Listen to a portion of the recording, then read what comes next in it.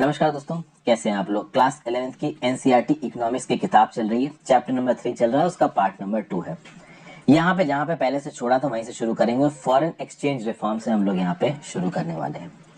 अगर आप बात करो लिबरलाइजेशन, प्राइवेटाइजेशन और ग्लोबलाइजेशन की, तो उसमें एक बहुत इंपॉर्टेंट रिफॉर्म था जो कि था फॉरेन एक्सचेंज का रिफॉर्म। 1991 में बैलेंस ऑफ पेमेंट की क्राइसिस आ गई थी और कहीं ना कहीं हमारी सरकार के पास बाहर से सामान खरीदने के पैसे नहीं थे।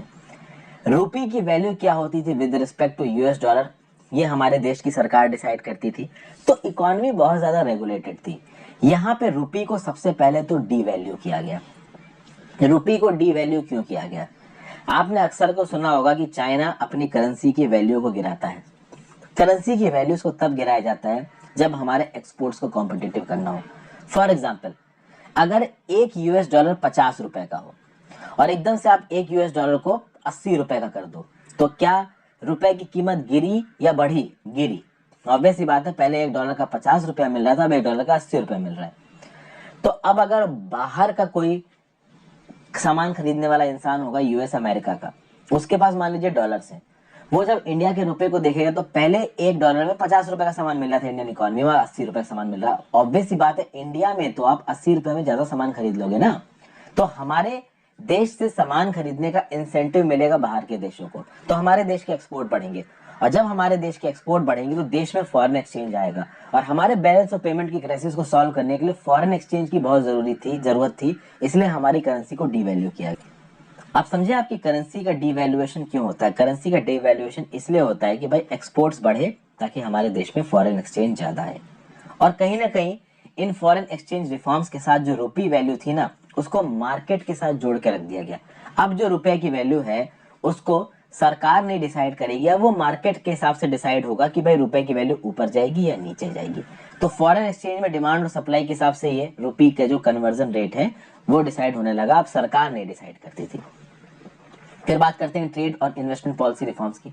आगे बढ़ने से पहले वीडियो पे लाइक का बटन दोस्तों, अगर अब तक आपने इस वीडियो को शेयर नहीं किया है, जिस चैनल को शेयर सब्सक्राइब नहीं किया तो कर दीजिए। ज्वाइन बटन दबा के आप हेल्प कर सकते हैं। इंस्टाग्राम पे फॉलो कर लीजिए, आपके जेन्युइन डाउट्स जवाब दूंगा। टेलीग्राम ग्रुप ज्वाइन कर लीजिए, आपको मेरे बाकी ये जो करंट अफेयर्स के लेक्चर्स बनाता हूँ उसकी पीडीएफ मिल जाएगी। ठीक है, करंट अफेयर्स एडिटोरियल और डेली जो भी इंडिविजुअल वीडियोस आती हैं करंट अफेयर्स से रिलेटेड, उनकी पीडीएफ आपको मैं टेलीग्राम ग्रुप में देता हूँ, तो आप टेलीग्राम ग्रुप जरूर ज्वाइन कर लो। तो भाई trade and investment policy reforms, देखिए इन्वेस्टमेंट रिजीम को यहाँ पे लिबरलाइज किया गया। भाई इंटरनेशनल कॉम्पिटिटिवनेस बढ़ानी है, तो इंटरनेशनल कॉम्पिटिटिवनेस बढ़ाने के लिए इंडस्ट्रियल प्रोडक्शन में फॉरेन टेक्नोलॉजी आ जाए और फॉरेन का पैसा आ जाए तो मजा आ जाए। तो फॉरेन कंपनी से बोला गया कि भाई आओ पधारो हमारे देश और इंडियन इकोनॉमी में पैसा लगाओ, अपनी टेक्नोलॉजी लाओ। तो इससे इंडस्ट्रियल प्रोडक्शन भी इंडिया का बढ़ेगा और जो इंडिया की लोकल इंडस्ट्रीज है वो कहीं ना कहीं एमओयू साइन करेंगी इन फॉरेन प्लेयर्स के साथ। कैसे ना कैसे करके अगर फॉरेन टेक्नोलॉजीज इंडिया में आती हैं, फॉरेन कंपनीज इंडिया में आती हैं, तो लोकल इंडस्ट्रीज को फायदा होगा। शुरुआत में हो सकता है कि थोड़ा नुकसान हो, बट कहीं ना कहीं फायदा होगा। ये किया कैसे गया? देखिए 1991 से पहले इंडिया क्वांटिटेटिव रिस्ट्रिक्शंस लगाता था। 1991 के बाद भी धीरे धीरे करके क्वांटिटेटिव रिस्ट्रिक्शंस हटाई गई। क्वांटिटेटिव रिस्ट्रिक्शंस क्या होती है कि किसी एक पर्टिकुलर प्रोडक्ट की आप एक limited amount of quantity he India के अंदर इंपोर्ट कर सकते हो, उससे ज्यादा आप इंपोर्ट नहीं कर सकते हो। तो पहली बात, इंपोर्ट कितनी क्वांटिटी करनी है इसके ऊपर आपने एक लगाम लगा रखी है। दूसरा, आपने टैरिफ बहुत हाई रख रखा है, आपने इंपोर्ट ड्यूटीज को बहुत हाई रख रखा है। तो जो भी चीज इंडिया के अंदर आ रही है उसके ऊपर बहुत heavy amount of import duty लगा रहे, तो वो वैसे ही महंगी हो रही। तो हैवी इंपोर्ट ड्यूटी टैरिफ के चलते और क्वांटिटेटिव रिस्ट्रिक्शंस के चलते बाहर का ज्यादा सामान इंडिया में नहीं आ पा रहा था, जिसके चलते इंडिया के एंटरप्राइजेस की एफिशिएंसी और कॉम्पिटिटिवनेस घट रही थी। जब आप बाहर के देशों से सामान एक्सपोर्ट करने लगोगे तो देश के लोगों के सामने बाहर का बना हुआ सामान अवेलेबल होगा। हो सकता है वो टेक्नोलॉजी में और क्वालिटी में इंडिया के सामान से सुपीरियर हो। तो एक बार इंडिया के सामान से सुपीरियर सामान इंडिया में आएगा तभी तो इंडियन मैन्युफैक्चरर्स को एक बूस्ट मिलेगा कि वो भी अपनी क्वालिटी बढ़ाएं और इससे हमारा मैन्युफैक्चरिंग सेक्टर बढ़ेगा। तो यही ट्रेड पॉलिसी रिफॉर्म्स लेके आए गए। सबसे पहले तो क्वांटिटेटिव रिस्ट्रिक्शंस को डिसमेंटल किया गया, इंपोर्ट एक्सपोर्ट्स दोनों पे। टैरिफ रोड्स को हटाया गया और लाइसेंसिंग प्रोसीजर्स को हटाया गया इंपोर्ट पे। तो इंपोर्ट्स में अगर आपको कुछ चीजें इंपोर्ट करनी है इंडिया के अंदर तो पहले आपको सरकार से जाकर लाइसेंस लेना पड़ेगा कि क्या भाई मैं इस चीज को इंपोर्ट कर सकता हूँ। इस इंपोर्ट लाइसेंसिंग को हटाया गया। अब 1991 के बाद हैजार्डस और इन्वायरमेंटली सस्टेनेटिव इंडस्ट्रीज का अगर कोई इंपोर्ट हो और ये सामान आपको इंपोर्ट करना है तो कोई बड़ा खतरनाक सा केमिकल इस टाइप की चीजें अगर आपको इंपोर्ट करनी है तो आप सरकार से लाइसेंस लो जाके।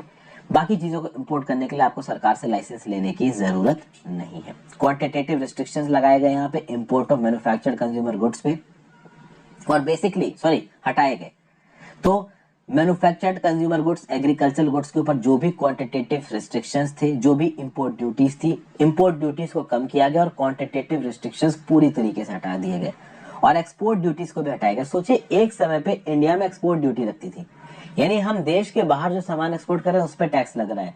आज की डेट में अगर आप बात करो तो इंडिया से बाहर चीजों का एक्सपोर्ट करने के लिए भारत सरकार इंसेंटिव देती है एक्सपोर्टर्स को, ड्यूटी ड्रॉबैक दिया जाता है, MEIS दिया जाता है, एक समय पे DEP भी दिया जाता था, ड्यूटी एंटाइटलमेंट पासबुक। समय पे सरकार ने हमारे देश के एक्सपोर्ट्स को बढ़ाने के लिए अलग अलग प्रकार के इंसेंटिव दिए हैं और एक समय पे एक्सपोर्ट पे ड्यूटी लगती थी। हालांकि 1991 के लिबरलाइजेशन के बाद इन ड्यूटीज को हटाया गया। तो लिबरलाइजेशन हमने देखा। अब हम बात करते हैं प्राइवेटाइजेशन की। प्राइवेटाइजेशन का मतलब क्या होता है कि हर चीज सरकार के हाथ में रहे, ये सही नहीं है। तो आप एक काम करो, गवर्नमेंट कंपनीज को सरकारी कंपनीज में बदल दो, सरकारी कंपनीज को प्राइवेट कंपनीज में बदल दो, गवर्नमेंट कंपनीज को प्राइवेट कंपनीज में बदल दो। दो तरीकों से किया जा सकता है। जो गवर्नमेंट कंपनीज हैं वहां के मैनेजमेंट और ओनरशिप से सरकार बाहर निकल जाए या फिर सीधे सीधे उनको बेच दे। तो भाई या तो सेल हो जाए कि भाई सरकार ने लिस्ट कर दिया कि फला फला सेंट्रल पब्लिक एंटरप्राइज को हम बेच रहे हैं। दूसरा, सरकार ने क्या किया कि मान लीजिए किसी एक सेंट्रल पब्लिक एंटरप्राइज में सरकार का 70% स्टेक है, इसमें से 30% स्टेक सरकार ने बेच दिया, तो सरकार का कितना बचा? 40% और बाकी प्राइवेट हो गया। तो कंपनी क्या हो गई? वो कंपनी प्राइवेट सेक्टर की कंपनी हो गई। National power corporation of India, national payment corporation of India का नाम सुना है, जो रुपे कार्ड इशू करता है। इसमें सरकार का स्टेक है बट 50% से ज्यादा स्टेक प्राइवेट सेक्टर का है। तो NPCI एक प्राइवेट कंपनी की तरह काम करती है, इसको सरकारी कंपनी नहीं बोला जाता। इसी प्रकार से बहुत से PSU को सरकारी से प्राइवेट बनाने की बात करती है सरकार, या तो सीधे सीधे बेच के प्राइवेट बनाएगी या मेजॉरिटी स्टेक्स प्राइवेट को देके प्राइवेट बना देगी। तो जब आप मेजॉरिटी स्टेक देते हो या फिर अपनी सरकार जब अपनी स्टेक होल्डरशिप को कम करती है, इस प्रोसेस को बोला था डिसइन्वेस्टमेंट।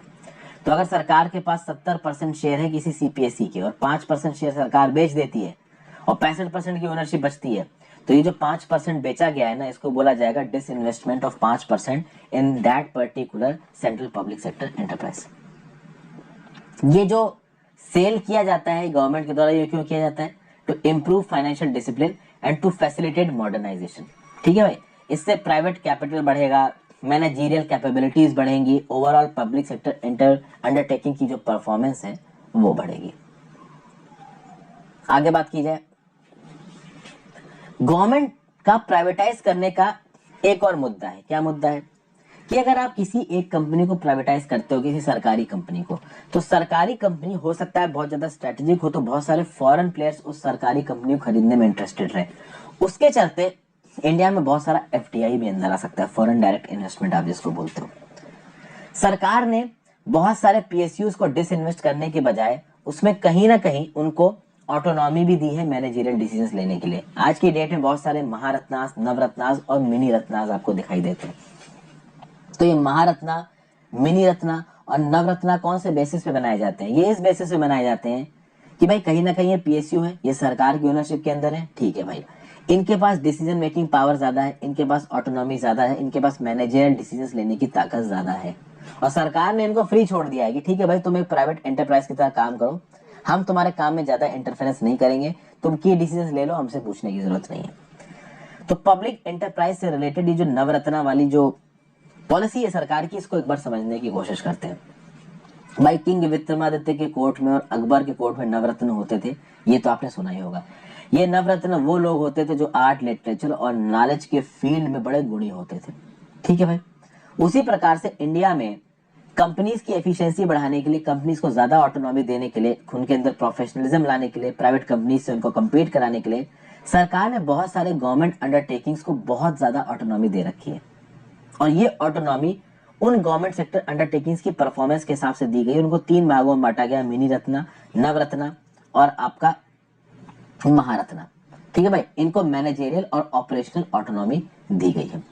अगर आप सेक्टर पब्लिक सेक्टर अंडरटेकिंग की बात करिए तो सबसे ऊपर आता है महारत्नास। महारत्नास में आती है कंपनी जैसे Indian Oil Corporation Limited, Steel Authority of India Limited, Bharat Heavy Electricals Limited, NTPC.